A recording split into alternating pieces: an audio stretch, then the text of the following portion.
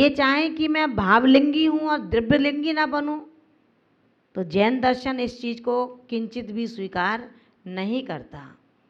जो बुद्धजन हैं, मनीषी हैं, विद्वान हैं, उन्होंने आत्मा की भिन्नता को उन शब्दों से, जिनवाणी के अध्ययन से कहने का सलीका तो जान लिया कि दूसरों को मैं कैसे मार्ग बताऊं कि आत्मा का और पुद्गल का भिन्नपना कैसा है। नाना उदाहरणों के माध्यम से हम उस शिक्षण को देने में तो निष्णात हैं, लेकिन शिक्षक देने वाला जो है वो अगर ये मान ले कि मैं शिक्षा देता देता ही सिद्धालय में पहुंच जाऊंगा, तो शायद ये उसके लिए एक बहुत बड़ी मूल में भूल सिद्ध होगी। कभी भी वस्त्र पहने पहने किसी ने उस शुद्धानुभव का अनुभव नहीं कर पाया। शुद्धानुभूति उसको ही होगी जो निर्गंध अवस्था को प्राप्त हो चुका है, जो श्रेणी आरोहण में लगा हुआ है। शुक्ल ध्यान की अवस्था किसी पांडित्य को इन शास्त्रीय ज्ञानों से कभी संभव नहीं हो सकती। शुक्ल ध्यान की अवस्था जब वो आचरण का पांडित्य ग्रहण कर लेगा, भेद विज्ञान का पांडित्य अनुसरण कर लेगा, उसके बाद जो आत्मा का स्वभाव समता रस से परिपूर्ण है, विषमता जिसके मन में किंचित भी नहीं है, भोजन मिला तो अच्छा है, पड़गाहन किया, बार बार दरवाजे पर जाते हैं, लेकिन याद है ना चंद्रगुप्त स्वामी की गुरु भक्ति, गुरु भक्ति के अध्याय में आत्मशक्ति का परिमार्जन हो रहा था। गुरु भक्ति के व्यवहार में स्व आत्मा के गुरु का अन्वेषण चल रहा था। ऐसे वो चंद्रगुप्त महाराज जब अपने शासन के काल में उन 16 अशुभ स्वप्नों को देखते हैं, चिंतित होते हैं, कंपित होते हैं, भयभीत होते हैं कि ऐसे स्वप्न देखे हैं मैंने, इसका आखिर क्या फल होगा और कब मिलेगा। तो ऐसे भद्रबाहु स्वामी के चरणों में पहुंचते हैं कि गुरुदेव आप तो सब कुछ जानने वाले हैं, बता दो ना, मैंने ये स्वप्न देखे हैं, आखिर इन स्वप्नों का फल क्या होगा। उन सपनों को बताते हैं। वृक्ष से टहनी को टूटा देखते हैं, कहीं कहीं जल भरा है और शुष्क धरती पड़ी है, हाथी पर बंदर बैठा है।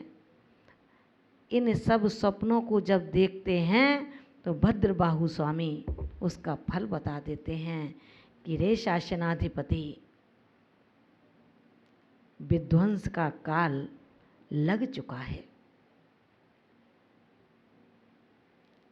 ऊंचे ऊंचे पदों पर नीच कुल जाति के लोग स्थित होंगे।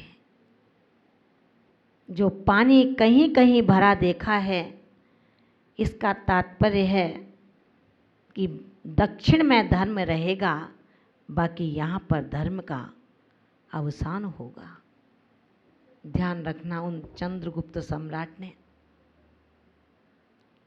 भयभीत दशा को देख करके संसार से भयभीत हो जाते हैं और भद्रबाहु स्वामी के चरणों में जाकर के खूब सोच विचार करके निवेदन कर देते हैं कि हे आत्मा के शोधन करता गुरुदेव, मुझे भी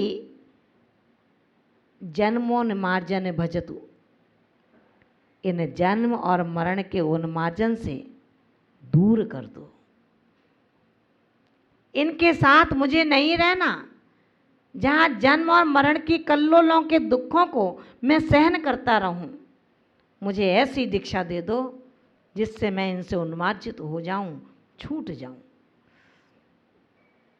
आचार्य भगवान ने देखा ऊपर से नीचे, क्योंकि दीक्षा कोई बच्चों का खेल नहीं है जो आओ और दीक्षा दे दो। उनको परमार्जन करो, उनकी परीक्षा करो, उनकी दृढ़ता देखो। जो खुद अपना सफाई नहीं कर पाया वो अपने आत्मा की सफाई करेगा क्या? जो अपने कपड़े नहीं धो पाया वो अपने आत्मा के बसन को धोएगा क्या? विचार करना। जो खुद पेट नहीं भर पाता वो आत्मा के पेट को कैसे भरेगा? जो शरीर को कमज़ोर समझता है वो अपनी आत्मा को भी कमज़ोर समझ रहा है। ऐसा आत्मा दीक्षा के महारथ पर कभी नहीं बैठ सकता। अंतरंग की इतना उत्साह, इतना विश्वास चाहिए कि शरीर चल नहीं रहा मेरा, फिर भी वो साधक विचार करता है भैया इसको तो मरना ही है, आज नहीं तो कल, कल नहीं तो परसों, और बरसों बाद तो ये जाएगा ही जाएगा, इसको कोई रोक नहीं सकता। फिर इसकी चिंता में हाय हाय क्या करना, हमें हाय हेलो नहीं करना। कष्टों में हमें केवल ये विचार करना है कि मैंने जिन कर्मों को हंसते हंसते भरा है अब उनको काटने का नंबर आया है। जितना हाय हाय करेंगे उतना वो और पास में आएंगे, और जितना उनको बाय बाय करेंगे वो उतना दूर जाएंगे। हम उनको हाय हेलो ना करें, हम उनको दूर भगाने की कोशिश करें। छोटा सा कोई हो गया परेशानी तो उसको तुरंत गुरु के पास आकर के कहना, ये मेरे आत्मा की एक बहुत बड़ी कमजोरी है, उसको हम अपने आप संभालने की कोशिश करें। एक णमोकार मंत्र की माला में इतनी गहनता रखें कि आपको ये ध्यान ना रहे कि मैं कहाँ पर बैठा हूँ। आप पद्मासन से बैठें, संकल्प लेकर के बैठें, दर्द होगा तो इस पुद्गल में दर्द है, तेरी आत्मा में किंचित भी दर्द नहीं है। ये तेरी आत्मा की शक्ति को उद्घाटित नहीं होने दे रहा। दर्द होगा तो ये तुझे चित्त से एकाग्र नहीं होने देगा। लेकिन रे चपल मन, तूने आज दृढ़ निश्चय कर लिया है उस तैमूर लंग की तरह। याद है ना, इतिहास पढ़ाई की है सबने। तैमूर लंग ने जब कहा हाथी पर बैठ कर के कि भाई इस हाथी की लगाम मुझे दे दे अब, तो महावत ने दे दी क्या? महावत ने कहा नहीं, ये घोड़ा नहीं है, ये हाथी है। हाथी की लगाम बैठने वाले के हाथ में नहीं, वो तो महावत के हाथ में होती है। तैमूर लंग उस हाथी से तुरंत उछल करके नीचे आ गया। उसने कहा मुझे ऐसी सवारी पर नहीं बैठना जिसकी लगाम किसी दूसरे के हाथ में हो। मुझे मेरे अपने जीवन की लगाम अपने हाथ में रखनी है। गुरु तो एक निमित्त है। गुरु तुम्हारी लगाम तब तक हाथ में रख सकते हैं जब तक तुम्हारे अंदर परिपक्वता नहीं आई है। जब आप समझ गए, महाव्रतों को ग्रहण कर लिया, केश लुंचन करने लगे, उपवासों को करने लगे, घंटों स्वाध्याय करने लगे, अब आपको ज़रूरत क्या है कि अपनी बात गुरु से कहूँ कि आज मेरे सिर में दर्द है, आज मेरे पेट में दर्द है। ये दर्द क्यों है? क्योंकि ये मेरे अब उदय काल का समय आया है। बीज के बपन किए थे तब भी गुरु से पूछा था क्या? क्या पूछा था गुरु से कि मैं इन बीजों का बपन कर रहा हूँ जो उत्तम भूमि है लेकिन बीज पाप के हैं। पूछा था क्या? जब कमरे में बंद होकर के तू अपने एक भक्त से बात कर रहा था, गुरु ने पूछा बेटा क्या कर रहे थे? तो कुछ नहीं, सामायिक और पाठ का स्मरण कर रहा था। ध्यान रखना, धर्म की मायाचारी और धर्मात्मा के लिए बहुत बड़ा हाथी का निर्माण करा देती है। साधिका के लिए हथनी का निर्माण करा देती है। ऐसे चंद्रगुप्त महाराज ने जब दीक्षा को ग्रहण कर लिया, अनायास भद्रबाहु स्वामी को निमित्त ज्ञान से पता लगा कि अब इस क्षेत्र में अकाल की एक भीषण स्थिति आने वाली है। तो उन्होंने कहा अब हमें इस क्षेत्र को छोड़ देना चाहिए और दक्षिण की ओर विहार करना चाहिए। कितने साधु थे साथ में? 24,000 साधु। विचार करना, कुछ साधु गए, कुछ साधु बातों में आ गए, श्रावकों में रुक गए वो, लेकिन जब जाते जाते 12,000 साधु आचार्य भद्रबाहु स्वामी के साथ साथ जाते हैं, अनायास उनको आकाशवाणी बीहड़ जंगल में होती है कि अब तुम्हारा समय बहुत कम रह गया है। किसके लिए? आचार्य भद्रबाहु स्वामी के लिए। भद्रबाहु स्वामी ने जैसे ही उस आकाशवाणी को सुना, थम जाते हैं, सावधान हो जाते हैं। हाय हाय नहीं की, मैं चला जाऊंगा, जाना तो है ही, रोओगे तो भी जाना पड़ेगा, हंसोगे तो भी जाना पड़ेगा, खिलखिलाओगे तो भी जाना पड़ेगा, और बिलबिलाओगे तो भी जाना पड़ेगा। फिर क्यों बिलबिलाएं, क्यों हाय हाय करें, अपन भी मृत्यु महोत्सव मनाएं। हे मृत्यु तू आ, मैं तेरे आलिंगन के लिए तैयार हूं। उसका भी तो इतना शौर्य हो, उसकी भी तो इतनी वीरता हो कि ऐसे साधक और साधिका का आलिंगन करने के लिए वो विचार करेगी कि असमय में करूं या समय पर करूं। ध्यान रखना, चंद्रगुप्त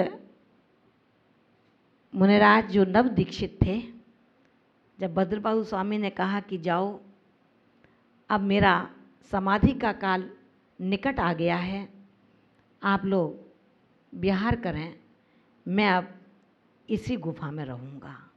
निर्जन स्थान, ना कोई घर, ना कोई दर, ना मनुष्यों की कोई गंध, बीहड़ पशुओं का जहाँ वास रहता था। ऐसे भद्रबाहु स्वामी निमित्त ज्ञान आकाशवाणी पर लगाने के बाद उस जंगल की एक गुफा में बैठ जाते हैं। गुरु के भक्त शिष्य आंसुओं को बहाते हैं कि हे गुरुराज, आप मेरे प्राण हैं, आपके बिना हम कैसे रह सकेंगे? क्या गुरु के बाद, क्या गुरु के बिना शिष्य की कोई कीमत हो सकती है? शिष्य वो ही अच्छा है जिसके ऊपर गुरु का सदैव हाथ रहता है। शिष्य का गुरु ही श्रृंगार होता है और शिष्य का गुरु ही द्वार होता है। शिष्य का भोजन अगर कुछ है तो गुरु ही है। गुरु से जो शिक्षाप्रद सूक्तियाँ मिली, जो शब्द मिले, जो आचरण मिला, वो उसका सत्यार्थ भोजन है, सत्यार्थ आहार है। ये पुद्गल के टुकड़ों का भोजन केवल पुद्गल को चलाने के लिए अपन करते हैं, लेकिन इस आत्मा को चलाने के लिए गुरु के रसना से निकला हुआ एक एक आगम वाक्य मेरे अंतरंग तप को मजबूती प्रदान करता है। चंद्रगुप्त महाराज पीछे बैठे थे, नवदीक्षित थे। सब शिष्यों ने बहुत ही संताप मनाया, शोक मनाया, लेकिन गुरु की आज्ञा प्रधान मानते हुए शिष्य आगे बढ़ने लगते हैं। चंद्रगुप्त नवदीक्षित मुनिराज हाथ जोड़ करके नीची दृष्टि करे, आँखों से लज्जा नम्रता को दिखाते हैं। भद्रबाहु ने उनके शीश पर हाथ फेरा कि हे मुनि लघु शिष्य, तू क्यों अधीर होता है? गुरुदेव अभी तो दीक्षा ली है, आपकी छत्र छाया आज ही छूट जाएगी। कैसे रहेगा ये चंद्रगुप्त? वैसे ही मैं तो चंद हूँ और फिर गुप्त हूँ, छोटा हूँ और उसमें भी छिपा हुआ हूँ। आपके चरणों की सेवा भी तो कोई करेगा। मैं आपके चरणों की सेवा के लिए अपना जीवन इसी गुफा में समर्पित कर दूंगा। वात्सल्य प्रधानी भविष्य विख्याता भद्रबाहु स्वामी ने कहा, वत्स ऐसी जिद्दी ना करो। मुझे पता है कि एक शिष्य गुरु के बिना नहीं रह सकता, लेकिन कब तक मेरे साथ रहोगे? मेरा देह यहाँ पड़ा रह जाएगा, मेरा चेतन न जाने कहाँ चला जाएगा। चंद्रगुप्त स्वामी कहते हैं, महाराज कृपा करो, मुझे दूर ना करो। मैं आपके चरणों की सेवा में निराहारी रह करके अपने शिष्यत्व का कर्ज चुका दूंगा। गुरु ऐसे नहीं होते जो शिष्य को कर्जवान समझते हों। गुरु का हृदय बहुत विशाल होता है। गुरु अपने शिष्य को कभी गिराते नहीं, उठाते हैं। गुरु अपने शिष्य को कभी गिराते नहीं, उठाते हैं।